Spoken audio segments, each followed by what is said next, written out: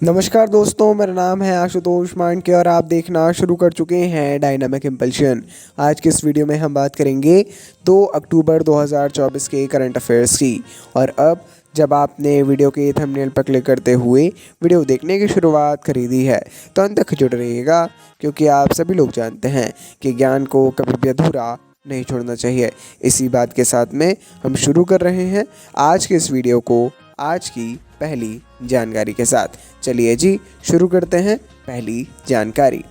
स्वच्छ भारत मिशन के 1 दशक पूरे होने के अवसर पर प्रधानमंत्री नरेंद्र मोदी 2 अक्टूबर गांधी जयंती पर विज्ञान भवन में स्वच्छ भारत दिवस 2024 में भाग लेंगे। देखिए, मतलब आज के ही दिन आप सभी लोग जानते हैं स्वच्छ भारत मिशन की शुरुआत हुई थी 2 अक्टूबर 2014 में। ये 10वीं वर्षगांठ है, 2024 चल रहा है। तो प्रधानमंत्री जी राष्ट्र स्तरीय कार्यक्रम में जो है हिस्सा लेने जा रहे हैं और वह स्वच्छता और साफ सफाई से संबंधित 9,600 करोड़ रुपए से अधिक की कई परियोजनाओं का उद्घाटन करेंगे और शिलान्यास करेंगे, जिसमें अमृत और अमृत 2.0 के तहत शहरी जल और सीवेज सिस्टम के लिए 6,800 करोड़ रुपए, गंगा बेसिन में पानी की गुणवत्ता और अपशिष्ट प्रबंधन के लिए करीब 1,550 करोड़ रुपए और स्वच्छ गंगा के लिए राष्ट्रीय मिशन के तहत क्षेत्र और गोवर्धन योजना के तहत 15 असंपीड़ित बायोगैस संयंत्र परियोजनाओं के लिए करीब 1,332 करोड़ रुपए जारी करेंगे। प्रधानमंत्री नरेंद्र मोदी जी का एक देखिए, जब से उन्होंने अपना कार्यकाल शुरू किया था तभी से ये एक अवधारणा थी स्वच्छ भारत मिशन की, जो कि कहीं ना कहीं जाकर के हम कह सकते हैं एक सफलता को धीरे धीरे पा रही है। 10 वर्षों में अंतर तो देखिए आया है। हम किसी भी पार्टी का समर्थन या विरोध करने के लिए यहाँ नहीं बैठे। एक्चुअल बात जो है आप देख पाएंगे, परिवर्तन आया है। जाहिर है कुछ कमियां हैं जिसको भी वो करना चाहिए, है ना, वो हमें ज़रूर पहुँचाना चाहिए शासन तक। चलिए आगे बढ़ते हैं। अगली जानकारी, भारतीय सिनेमा में अपने बहुमुखी योगदान के लिए जाने जाने वाले अनुभवी अभिनेता हैं मिथुन चक्रवर्ती। मिथुन चक्रवर्ती का नाम आपने ज़रूर सुना होगा और देखा भी होगा। इनको 8 अक्टूबर 2024 को, आने वाला जो 8 अक्टूबर है, उसमें 70वें राष्ट्रीय फिल्म पुरस्कार समारोह में प्रतिष्ठित दादा साहेब फाल्के पुरस्कार से सम्मानित किया जाएगा। ऐसी घोषणा हाल ही में की गई है। एक बहुत ज़रूरी और बहुत गौरव का विषय है उनके लिए। 74 साल की उम्र में जो है मिथुन चक्रवर्ती ने इस सम्मान को समर्पित करते हुए अपनी अत्यधिक खुशी व्यक्त की और कहीं ना कहीं इसमें जो है प्रधानमंत्री नरेंद्र मोदी और सूचना एवं प्रसारण मंत्री जो हैं अश्विनी वैष्णव, इन्होंने भारतीय सिनेमा में उनकी स्थायी विरासत और उस पर प्रकाश डालते हुए उनकी उपलब्धि पर उन्हें बधाई भी दी। ठीक है, ज़रूरी जानकारी है बहुत। आगे बढ़ते हैं। 2024 आयुष चिकित्सा मूल्य यात्रा शिखर सम्मेलन का उद्घाटन।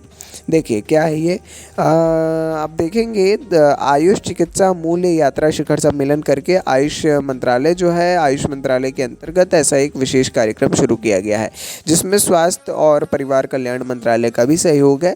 ये एक ऐसा शिखर सम्मेलन है जिसमें श्री प्रताप राव जाधव, केंद्रीय राज्य मंत्री स्वतंत्र प्रभार आयुष मंत्रालय, और केंद्रीय राज्य मंत्री स्वास्थ्य और परिवार कल्याण मंत्रालय भारत सरकार, इन्होंने आयुष चिकित्सा मूल्य यात्रा शिखर सम्मेलन 2024 का उद्घाटन किया।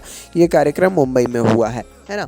शिखर सम्मेलन मुंबई में आयोजित किया गया है। ये कुछ छोटी छोटी जानकारियां हैं।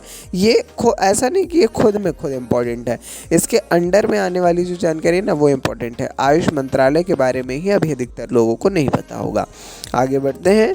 नई दिल्ली के पहले 100 दिनों में नागरिकों के लिए जीवन की सुगमता बढ़ाने और सम्मानजनक उनकी जीवन शैली हो, तो इसका जो है इसको प्रदान करने की दिशा में महत्वपूर्ण प्रगति हुई है।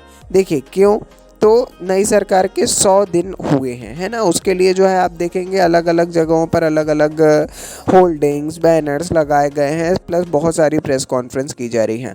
इसी प्रकार केंद्रीय मंत्री मनोहर लाल खट्टर ने प्रेस को संबोधित करते हुए बुनियादी आवश्यकताओं, विशेषकर आवास और जल प्रबंधन को पूरा करने के लिए सरकार की प्रतिबद्धता पर प्रकाश डाला, है ना। तो अपने को ये ध्यान रखना है कि 100 दिन कंप्लीट हुए तो इन्होंने ऐसा एक विशेष इवेंट टाइप का बनाने का प्रयास किया वर्तमान केंद्र सरकार ने, और वो बनाया भी और लोगों तक क्या क्या बातें पहुँचाई है और एक्चुअल में हुई या नहीं हुई ये बात। आगे बढ़ते हैं। भारतीय सेना ने आज बहुप्रतीक्षित आर्मी स्पोर्ट्स कॉन्क्लेव की मेज़बानी की, जिसमें भारत के खेल पारिस्थितिकी तंत्र में भारतीय रेल की भूमिका पर प्रकाश डाला गया। जैसा कि भारत 2036 ओलंपिक की मेज़बानी पर अपनी नज़रें गड़ाए हुए है, आर्मी स्पोर्ट्स कॉन्क्लेव प्रयासों को संरेखित करने और इस राष्ट्रीय मिशन में योगदान करने के लिए एक महत्वपूर्ण मंच के रूप में कार्य करता है। देखिए, एक बात सबसे ज़रूरी है, एक तो आर्मी स्पोर्ट्स कॉन्क्लेव की मेज़बानी जो है ये की है ना। तो और दूसरी बात, 2036 में जो होने वाला ओलंपिक है उसमें अभी घोषित नहीं है कहाँ होगा। भारत का प्रयास है कि हमारे यहाँ हो, है ना। कुछ भी साम दाम दंड भेद ऐसा है कि हमारे यहाँ हो, और उसमें क्या है, पुराने टूर्नामेंट्स को भी देखा जाता है, तो उसमें ये भी टूर्नामेंट एक अच्छा रिस्पांस दे सकता है। आगे बढ़ते हैं। 8वां भारत कजाकिस्तान संयुक्त सैन्य अभ्यास Kazind 2024 Surya foreign training node Auli Uttarakhand में शुरू हुआ। यह वार्षिक अभ्यास 13 अक्टूबर को समाप्त होने जा रहा है।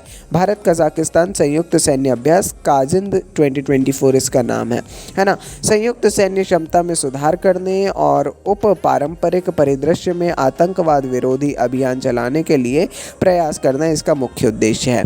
ठीक है, तो जाहिर है ज़रूरी है कि इसके बारे में आप लोग पढ़ें, जाने कि ये क्या है, कैसा है ना। अभ्यास है, नॉर्मल सी चीज़ है, हालांकि कोई ऐसा विशेष चीज़ नहीं है। नाम याद रखना है आपको, बस उस पर विशेष ध्यान देना है। बाकी ये थी आज के इस वीडियो की अंतिम जानकारी। इफ़ देयर कोई भी कन्फ्यूज़न हो, if there are any doubts, so please you guys can ask us on the comment section, है ना। ज़रूर पूछिए। अपन मिलते हैं ऐसी ढेर सारी जानकारी के साथ अगले वीडियो में। सपोर्ट बनाए रखिए। नमस्कार। Dynamic impulsion.